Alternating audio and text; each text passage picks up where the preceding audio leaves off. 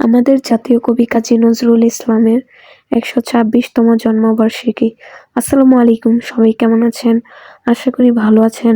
আলহামদুলিল্লাহ, আমিও ভালো আছি। আমার একটু ঠান্ডা লেগেছে, তাই হয়তো কণ্ঠস্বর একটু অন্যরকম শোনা যাচ্ছে।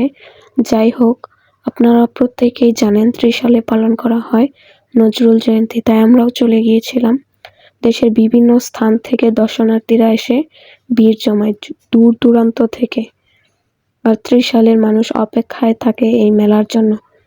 আমাদের জাতীয় কবি কাজী নজরুল ইসলামের জন্মজয়ন্তীতেই এই মেলার আয়োজন করা হয় দরিরামপুর নজরুল একাডেমি মাঠে।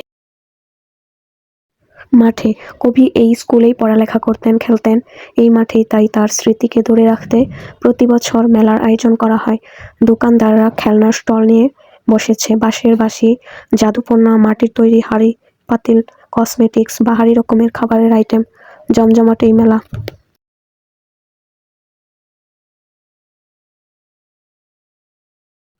নিত্য প্রয়োজনীয় গৃহস্থলীর সামগ্রীও রয়েছে। অনেকগুলো স্টল। শিশুদের বিনোদনের জন্য রয়েছে বিভিন্ন ধরনের আয়োজন করা হয়েছে।